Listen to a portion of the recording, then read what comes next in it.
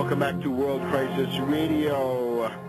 And our last segment, let's just remind people the ideas that I've been talking about are in the air. Terry McAuliffe, who did not win his race for Democratic nomination for governor in Virginia, did at least for about a 2-week period put maglevs on the TV in Washington, D.C., Maryland, Virginia, southern Pennsylvania, parts of Delaware. So people now know what a maglev looks like. That's progress, even though Terry McAuliffe went down to defeat at the hands of Representative Deeds. There in Virginia, we've also got the Tobin tax, the securities transfer tax being proposed by the French government, the Kouchner, to international meetings.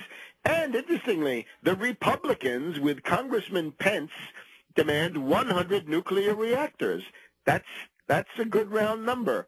You've been hearing that here for several months.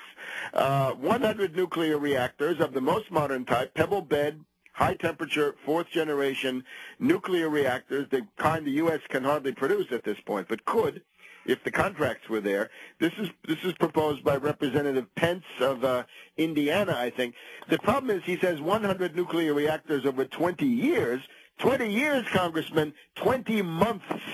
Emergency, Manhattan Project, war mobilization to save the United States from economic ruin and thermodynamic collapse with the most horrendous morbidity, mortality consequences for our population. 100 nuclear reactors right away. And, of course, the Republicans, true to form, want to somehow conduit this through the bankrupt banking system.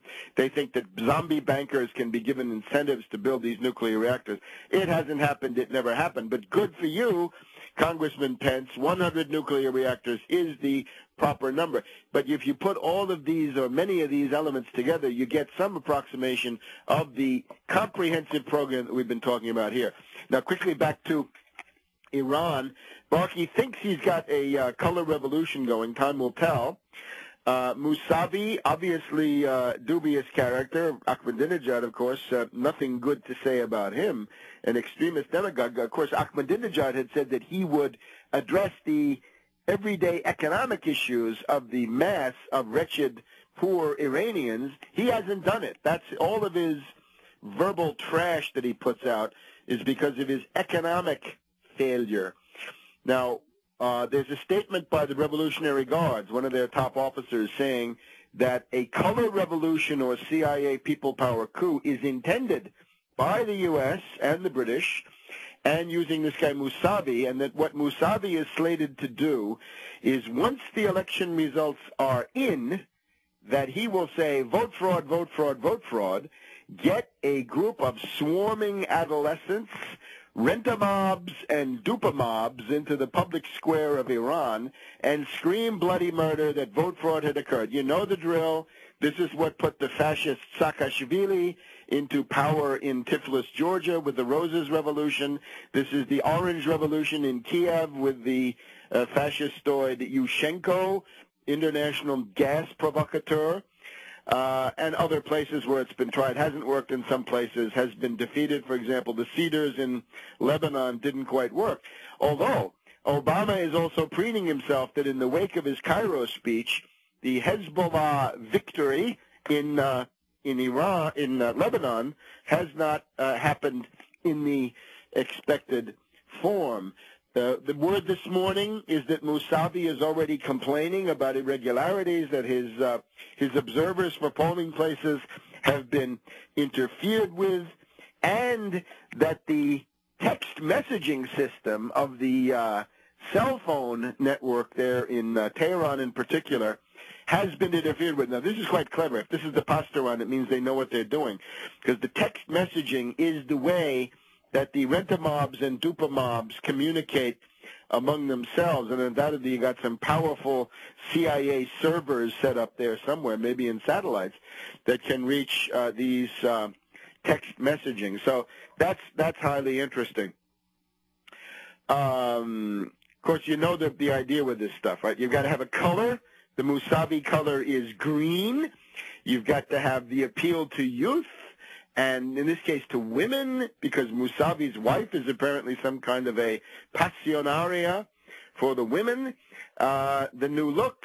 This guy, of course, is not exactly a new look, but of course that doesn't matter because you can get a tired hack like Yushchenko in Ukraine. Musavi, a tired hack himself, but spruced up by the Anglo-American image consultants.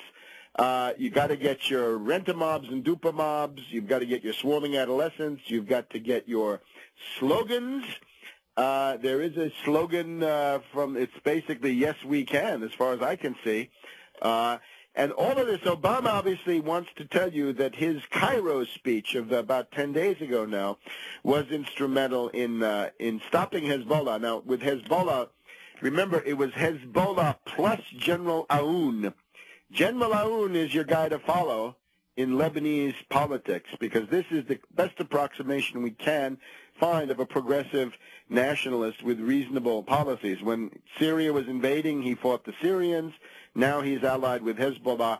The Maronite parties, the Maronite Christian parties that seem to have prevailed, at least by a small margin in the election, are generally puppets of the International Monetary Fund, NATO, the U.S., and the British. So those Maronites are not the good Maronites. The good Maronites go with General Aoun, and they're in an alliance with Hezbollah, and that's just the way it is. So take a look at it.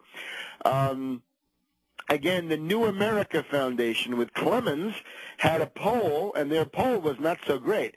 They said Ahmadinejad 30%, undecided 30%, and refused to answer 15%. This is a New America Foundation alleged poll, right? The typical kind of thing you've got to have one of these CIA people power coups coming in from outside of Iran by phone, so that you're not going to be able to get too much with that. What you really need is an exit poll. Maybe an exit poll will emerge with the CIA and the British running it that shows Musavi wins, because you've got to have some reason to say that vote fraud has occurred. So that's pretty much the situation. Again, the entire lowdown on the CIA people power coup color revolution brought right up to date is in Obama, the Postmodern Coup, The Making of a Manchurian Candidate, the distinguished essay in there by Jonathan Mawat that goes through this entire thing, like the Albert Einstein Institution,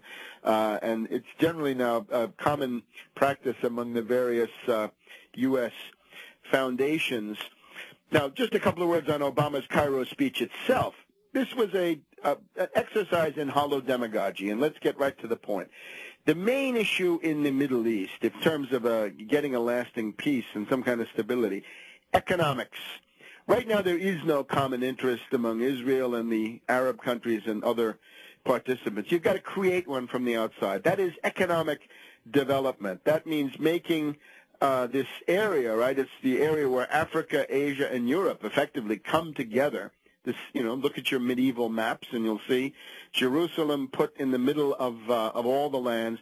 Make that a tremendous international entrepot. Make it a tremendous rail junction. All the Maglebs from Africa on the one side, the Maglebs going into Europe and out into Asia on the other.